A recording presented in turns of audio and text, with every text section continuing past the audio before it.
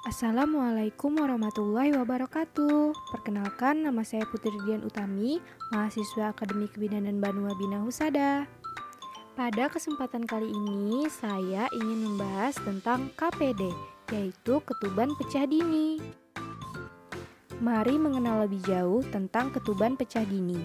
Ketuban pecah dini atau premature rupture of membranous atau yang biasa disingkat PROM adalah kondisi ketika kantung ketuban pecah sebelum waktu persalinan dimulai. Kondisi ini dapat terjadi baik sebelum janin matang dalam kandungan maupun setelah janin matang.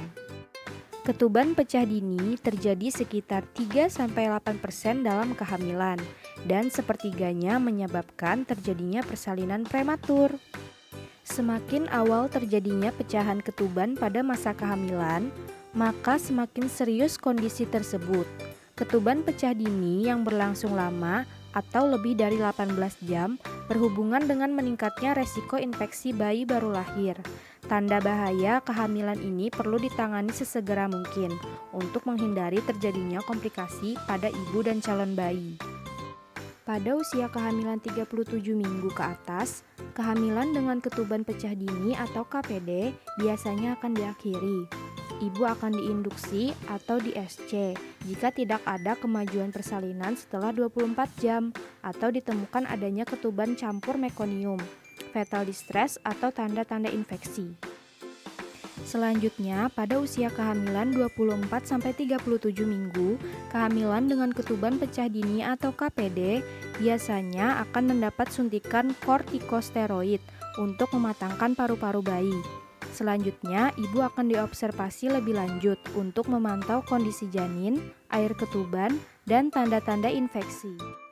Belum diketahui penyebab dari ketuban pecah dini, namun ada beberapa kondisi yang beresiko menimbulkan ketuban pecah dini yaitu 1. Infeksi pada rahim, mulut rahim, atau vagina. Ini adalah pemicu umum ketuban pecah dini. Yang kedua, ada infeksi saluran kemih. Yang ketiga, kantung ketuban meregang secara berlebihan karena air ketuban terlalu banyak atau polihidramion. Pada kasus tertentu, ketuban pecah dini juga bisa terjadi pada ibu hamil yang mengalami kekurangan air ketuban atau oligohidramion. Yang keempat, ibu mengalami perdarahan melalui vagina pada trimester kedua dan ketiga kehamilan. Yang kelima, ibu hamil dengan berat badan yang kurang atau mengalami kekurangan gizi. Yang keenam, ibu pernah menjalani operasi atau biopsi pada mulut rahim. Yang ketujuh, ibu pernah mengalami ketuban pecah dini pada kehamilan sebelumnya. Yang terakhir adalah penggunaan obat-obat steroid jangka panjang. Ciri-ciri ketuban pecah dini. Ibu hamil akan merasakan air ketuban yang keluar dari vagina ketika ketuban pecah. Air yang keluar ini dapat mengalir secara perlahan atau keluar dengan deras.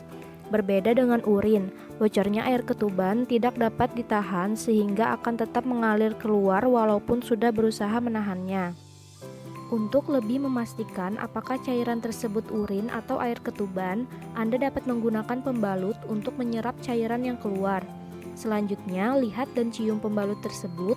Air ketuban memiliki ciri-ciri tidak berwarna dan tidak berbau pesing seperti urin, tetapi cenderung berbau manis.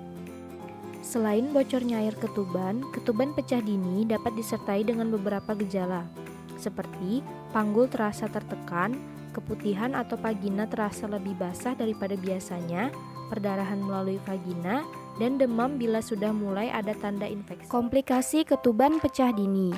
Ketuban pecah dini dapat menyebabkan sejumlah komplikasi. Sekitar 18-20% dikatakan dapat menyebabkan kematian bayi baru lahir. Berikut adalah komplikasi yang dapat terjadi. Yang pertama, ada infeksi pada selaput yang menyelimuti janin atau chorioamnionitis. Yang kedua, ada chorioamnionitis beresiko menimbulkan infeksi serius pada ibu dan janin. Yang ketiga adalah infeksi tali pusat tertekan atau kompresi tali pusat. Yang terakhir adalah bayi lahir prematur. Pencegahan ketuban pecah dini. Tidak ada hal khusus yang dapat dilakukan untuk mencegah ketuban pecah dini. Akan tetapi, karena adanya kaitan antara merokok saat hamil dan ketuban pecah dini, Ibu hamil dianjurkan untuk tidak merokok. Jangan lupa periksakan kehamilan secara berkala untuk memantau tumbuh kembang dan kesehatan janin. Serta menjaga kesehatan organ intim, menjalani gaya hidup sehat dengan menjaga asupan gizi seimbang, olahraga teratur, dan menghindari stres bisa membantu mengurangi resiko ketuban pecah dini. Beberapa penelitian mengatakan bahwa pemberian vitamin C dosis 100 mg setiap hari selama masa kehamilan dapat membantu mengurangi resiko ketuban pecah dini. Berikut adalah contoh proses pengeluaran air ketuban. Ini adalah proses pecahnya ketuban. Proses ini akan menandakan awal dari kelahiran. Cairan ketuban ini gunanya adalah untuk memberikan nutrisi pada janin. Cairan yang keluar biasanya bening dan cukup banyak. Jika ketuban sudah pecah, maka akan terasa mules atau kontraksi. Sekian penjelasan yang dapat saya sampaikan. Semoga ilmu yang kita dapat bermanfaat. Thanks for watching and have a nice day. Wassalamualaikum warahmatullahi wabarakatuh.